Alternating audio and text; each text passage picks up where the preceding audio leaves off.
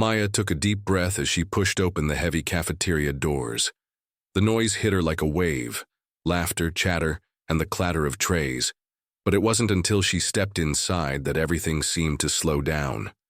Her sneakers squeaked faintly against the tiled floor, drawing eyes like magnets.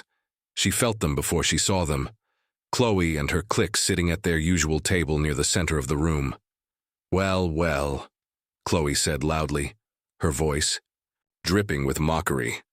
"Look who decided to grace us with her presence today. Did you dig those shoes out of a dumpster, Maya?" The laughter erupted instantly, sharp and cruel. It spread across the room like wildfire, bouncing off the walls and burning into Maya's chest. She gripped her tray tighter, knuckles white as whispers filled the air. Someone muttered something about thrift stores. Another joked about whether they were antiques. Every word stung worse than the last. Maya kept walking, head tilted slightly downward but not bowed. Her throat tightened, and her vision blurred just enough for her to blink back tears. She could feel the weight of dozens of eyes on her, some laughing, some pretending not to notice, but none offering help. Not one person stood up or told Chloe to stop. Even the teachers seated at their corner table glanced away, shaking their heads but saying nothing. She reached her usual spot in the far corner, sliding onto the bench and setting her tray down with trembling hands. The food looked unappetizing now, a sad heap of mashed potatoes and overcooked chicken, but she forced herself to pick up her fork anyway. If she acted normal, maybe the moment would pass. Maybe they'd forget about her soon. But then her phone buzzed in her pocket. Pulling it out cautiously, she unlocked the screen and froze. There it was, a video posted by Chloe, captioned, "Some people just don't belong here." The comments section was already flooded with likes and cruel replies. One read, "Who wears shoes like that? So embarrassing." Another said, "Guess we know why she gets free lunch." Her heart sank. This wasn't just school anymore. It was everywhere. Everyone would see this. Her classmates, her teachers, even strangers online would judge her based on 30 seconds of footage. She shoved the phone back into her pocket, fighting the urge to scream or cry or throw something. Instead, she sat there, staring blankly at her untouched food, feeling smaller than ever. When the bell finally rang, Maya bolted out of the cafeteria faster than anyone else. She didn't want to give them more time to stare or whisper behind her back. Outside, the crisp autumn air hit her face, offering a brief reprieve from the suffocating tension indoors. But as she walked toward the bus loop, a voice called out, "Excuse me." She turned sharply, startled. A man stood a few feet away, dressed in a tailored suit that made him look completely out of place among the sea of high schoolers. He held out a small white card, his expression unreadable but calm. "You deserve better than this," he said simply, his voice smooth and steady. "Call me if you want to change your life." Maya hesitated, glancing around to see if anyone else had noticed. The parking lot was nearly empty, save for a janitor sweeping leaves off the sidewalk. No one seemed to care about the strange interaction unfolding between her and this man. Slowly, she reached out and took the card. His name was printed neatly in bold letters, Mr. Carter. Below it, a phone number and no other explanation. "Who are you?" she asked, suspicion creeping into her tone. "Why do you think you know anything about me?" He smiled faintly, almost sympathetically. "I know talent when I see it, and resilience. You have both. Don't waste them." Before she could respond, he turned and walked away, leaving her standing there with the card clutched tightly in her hand. For a long moment she stared at it, her mind racing. Was this real? Some kind of scam? Or was it hope? Doubt gnawed at her. She had learned the hard way not to trust easily, not after years of being judged, underestimated, and dismissed. But desperation tugged at her too. What if he was telling the truth? What if this was her chance to prove everyone wrong? As she boarded the bus home, the card still tucked safely in her pocket, Maya couldn't shake the feeling that her life might be about to change. Whether for better or worse, she didn't know yet. But one thing was certain. She wouldn't let anyone define her worth ever again. Maya sat at the kitchen table, Her math homework spread out in front of her, but she couldn't focus. Her mom's voice carried through the thin walls of their apartment, low and strained as she talked on the phone. "I don't know what we're going to do," her mom said, her tone heavy with worry. "They gave us 2 weeks before they start eviction proceedings." Maya's stomach dropped. She'd known things were bad, they always seemed to be, but hearing it spoken aloud made it real in a way that was almost unbearable. 2 weeks? What would happen then? Where would they go?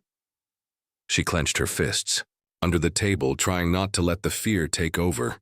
There wasn't time for that. She had too much to handle already. The next day at school, Maya walked into first period feeling like everyone could see right through her. The weight of her family's struggles pressed down on her chest, making it hard to breathe. And then, there were the whispers. They followed her everywhere now, growing louder and more insistent since Chloe's latest rumor, that Maya had stolen money from someone's locker, had spread like wildfire. She probably needed it for something. "Shady," one girl whispered to another as Maya passed by. "You know how those people are." Her cheeks burned, but she kept walking, head down. It wasn't just students anymore either. Even some teachers looked at her differently now. Mrs. Peterson, who taught advanced English, lingered after class yesterday, asking pointedly if Maya felt comfortable keeping up with the workload. Comfortable? As if being poor somehow meant she couldn't read Shakespeare or write an essay. By gym class, Maya was exhausted. All she wanted was to get through the day without crying. But when she tripped over her worn sneakers during a basketball drill, sending the ball rolling across the court, the laughter erupted again. This time, even kids who hadn't joined in before joined the chorus of jeers. "Maybe if you weren't so busy stealing, you could afford better shoes," one boy called out, earning laughs from the group. Maya froze, humiliation washing over her. For a moment, she thought about yelling back, telling them exactly what she thought of their cruel jokes. But instead, she bent down, picked up the ball, and threw it as hard as she could toward the hoop. It missed completely, drawing even more laughter. She stormed off the court, ignoring the coach calling after her. That evening, Maya locked herself in her room, staring at the business card Mr. Carter had given her.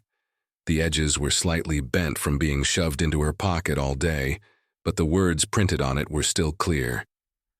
"Call me if you want to change your life." Change her life? How? Who was this guy, really? Was he legit, or was this some kind of scam? Her fingers hovered over her phone as doubt swirled inside her. What if he was just another person looking to exploit her? Or worse, what if he turned out to be someone dangerous? But then she thought about the eviction notice, the rumors, the way everyone doubted her abilities. Maybe taking a chance was better than doing nothing. Finally, she dialed the number. It rang twice before a smooth, confident voice answered. "Miss Johnson, I've been expecting your call." Maya hesitated. "How did you know it was me?" "I told you. I've been watching," he replied calmly. "Meet me tomorrow at 4 o'clock. We'll talk." The next afternoon, Maya found herself sitting in a quiet corner of a coffee shop, nervously tapping her foot against the floor. When Mr. Carter arrived, he slid into the seat across from her, his presence commanding yet oddly comforting. "You're skeptical," he said, cutting straight to the point. "Good, you should be. But I'm here to offer you something most people won't, a chance to rise above all of this." "What's the catch?" Maya asked, her voice tight with suspicion. "No catch, just commitment. I run a program designed to teach young people like you skills most adults never learn. Business, investing, public speaking, you name it.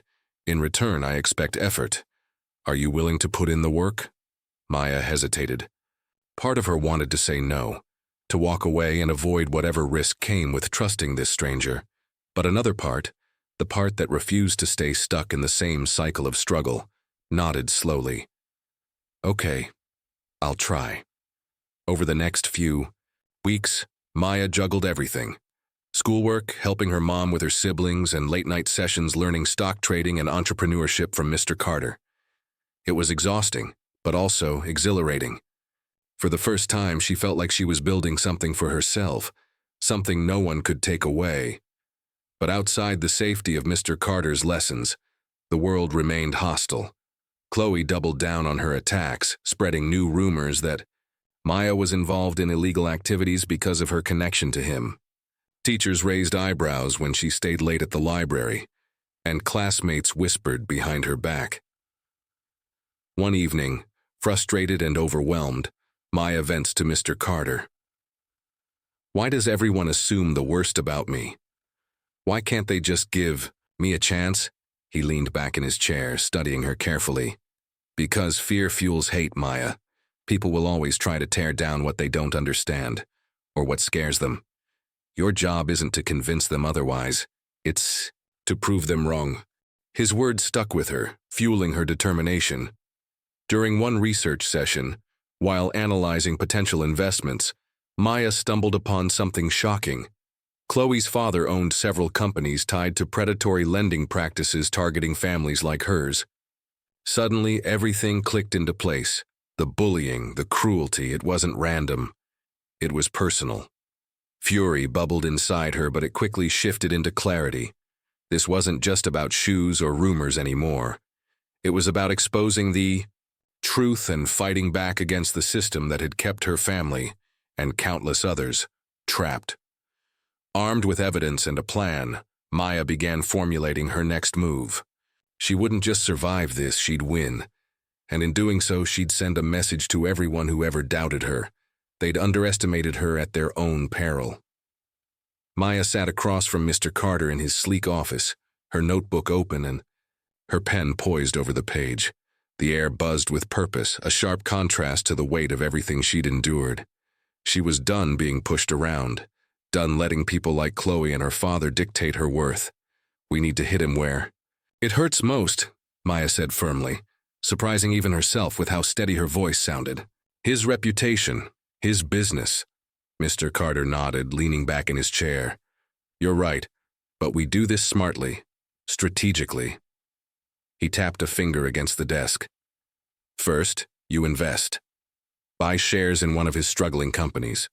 Become a shareholder, so your voice carries weight when the truth comes out." Maya hesitated for only a moment before nodding. With the earnings from her work under Mr. Carter's mentorship, she pooled every penny she could spare and bought shares in a company tied to Chloe's father, a move that positioned her as both an insider and an adversary. It felt surreal, almost like playing a role in someone else's story. Yet deep down, she knew this wasn't just about revenge, it was about justice. The next step came swiftly but carefully. Armed with evidence Maya had uncovered during her research, documents detailing predatory lending practices targeting low-income families, she anonymously leaked them to local news outlets. Within hours, headlines exploded online. Local: businessman exposed for exploiting vulnerable families. As the scandal broke, chaos erupted. Protesters gathered outside Chloe's father's offices, holding signs that read, "Stop preying on the poor," and "Justice for the exploited." Reporters camped outside his home, cameras flashing as he stepped out, looking disheveled and defeated. His company's stock plummeted overnight, wiping out years of profits. Maya watched it all unfold from afar, glued to her phone as updates poured in. Each headline brought a mix of emotions: relief, vindication, guilt. Relief, because the man who had exploited families like hers was finally being held accountable. Vindication, because she'd proven wrong to everyone who doubted her. And guilt, because she couldn't ignore the human cost behind the headlines. Real people would lose jobs. Families might suffer too. Her conflicting feelings simmered beneath the surface until the next day at school, when Chloe cornered her by the lockers. Her face was red, her hands trembling as she grabbed Maya's arm. "What did you do?" Chloe demanded, her voice shaking with fury. "My dad lost everything because of some stupid scandal. Do you have any idea what you've done?" Maya pulled her arm free, standing taller than she ever had before. "What have I done? No, Chloe. This isn't about me. This is about your dad exploiting people who can't fight back. Maybe if you weren't so busy laughing at my shoes, you'd see there are bigger problems in the world than whether or not I fit in here." Chloe opened her mouth to argue but stopped short. struck, silent by Maya's unwavering gaze. For the first time, Maya saw cracks in Chloe's perfect facade. Doubt, shame, maybe even a flicker of understanding. The tension didn't end there. The following morning, Maya arrived at school in a gleaming red Ferrari rented through Mr. Carter's connections. Students gasped as she stepped out, wearing designer clothes and brand new sneakers that caught the sunlight. Whispers rippled through the crowd like wildfire. Is that Maya? She looks completely different. What happened to her? Maya ignored the stares as she walked toward the entrance, her head held high. Every step felt like reclaiming a piece of herself she'd thought was lost forever. When Chloe approached her later, her tone pleading, Maya cut her off without hesitation. "I'm sorry about what happened to your family," Maya said coldly, though her words carried no warmth. "But don't act like you care now. You had plenty of chances to treat me like a human being instead of a punchline. Too little, too late." Chloe flinched, tears welling up in her eyes, but Maya didn't soften. She turned away, leaving Chloe standing alone in the hallway. As she walked, students parted around her like waves, their earlier mockery replaced by whispers of admiration. Later, that afternoon, Maya found herself sitting alone on a bench near the football field, staring out at the empty bleachers. The adrenaline of the past few days had worn off, leaving her with space to think. Was this victory truly justice, or had it been fueled by anger? Had she become the kind of person who sought revenge instead of change? Before she could spiral too far into self-doubt, Mr. Carter's voice echoed in her mind. True power lies in using your success to uplift others. That reminder grounded her. This wasn't the end, it was the beginning. She still had work to do, battles to fight and systems to dismantle. As Maya stood and adjusted the strap of her bag, she noticed a group of freshmen watching her from a distance. One of them smiled nervously, then called out, "Hey, Maya, congrats on everything." She returned the smile, feeling a spark of hope ignite within her. Somewhere along the way, she'd gone from being the girl laughed at for her old shoes to someone others looked up to. And while the road ahead wouldn't be easy, she knew exactly where she was headed. With quiet determination, Maya walked away, ready to take on whatever came next. Maya sat alone in her room, staring at the headlines on her laptop screen. The scandal surrounding Chloe's father had dominated the news for days, and while she knew she'd played a key role in exposing his predatory practices, the weight of it all pressed heavily on her chest. She leaned back in her chair, closing her eyes as conflicting emotions swirled inside her. Pride for standing up to injustice, guilt over the fallout, and uncertainty about whether she'd crossed a line. Her phone buzzed on the desk beside her. It was a text from Mr. Carter. "How are you holding up?" She hesitated before replying. "I don't know," she finally typed. Was this justice or revenge? A few moments later, her phone rang. Maya picked it up, bracing herself for whatever wisdom Mr. Carter might offer. "You're asking the right question," he said when she answered. His voice was calm but firm, the kind that made you feel like he truly understood. "But let me ask you something, Maya. What do you want your victory to mean? If it's just about getting back at someone who hurt you, then yes, it's revenge. But if it's about creating something better, for yourself and others, then it's justice."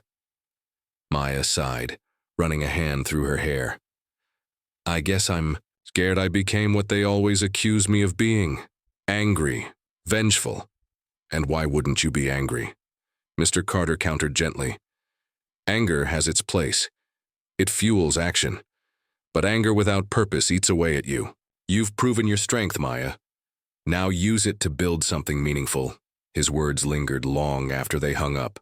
That night, Maya couldn't sleep. Her mind raced with possibilities until one idea crystallized. A scholarship fund for underprivileged students. Something tangible to help kids like her break free from cycles of poverty and prejudice. By morning, she'd sketched out a plan, determined to turn her pain into purpose. Months passed and graduation day arrived. Maya stood backstage, adjusting her cap and gown as nerves fluttered in her stomach. This wasn't just any speech, it was her chance to leave a mark, not just on her classmates but on the world beyond these walls. When her name was called, she stepped onto the stage to thunderous applause. The spotlight felt warm against her skin as she approached the podium, gripping the sides tightly. For a moment she scanned the crowd, taking in the sea of faces. There was her mom, wiping tears from her eyes, and her little siblings, grinning proudly. And there was Chloe, sitting stiffly, her expression unreadable. Maya took a deep breath and began. "They laughed at my shoes once," she said, her voice steady despite the lump in her throat. "They judged me based on where I came from instead of seeing who I am. But those shoes carried me farther than anyone thought possible. They taught me resilience. They reminded me that walking in them with pride is more powerful than letting anyone else define my worth." The audience was silent, hanging on every word. Maya paused, letting the gravity of her message sink in. "To anyone here who's ever felt small, invisible, or dismissed, you are stronger than they'll ever know. Don't let their doubts shape your future. Instead, rise above it. Use your pain to fuel change. Because we don't have to accept the systems that hold us down. We can rewrite the rules." As she spoke, she saw heads nodding, people leaning forward in their seats. Her words weren't just for the graduates. They were for everyone listening, especially those who needed to hear that they mattered. When she finished, the auditorium erupted into cheers. Maya stepped away from the podium, feeling lighter somehow, as if she'd finally laid down a burden she'd been carrying for years. Backstage, a reporter approached her, microphone in hand. "Miss Johnson, congratulations on your achievements today.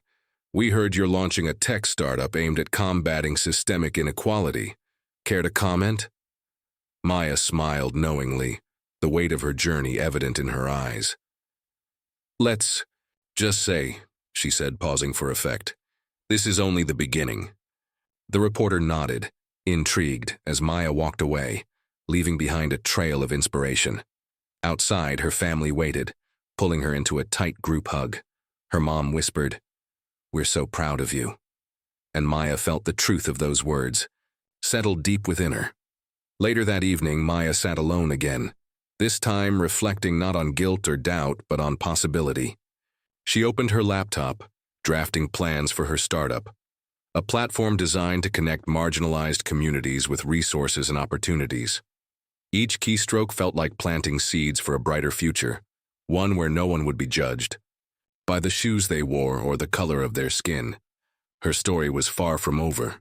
In fact, it was just beginning. And as she clicked save on her document, she allowed herself a small smile, knowing that her fight wasn't just hers anymore.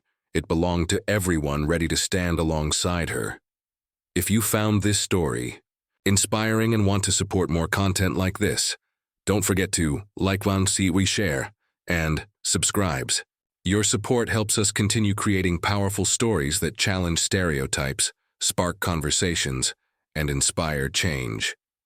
Hit the like button if you connected with Maya's journey, and share this story course with friends and family who need to hear it.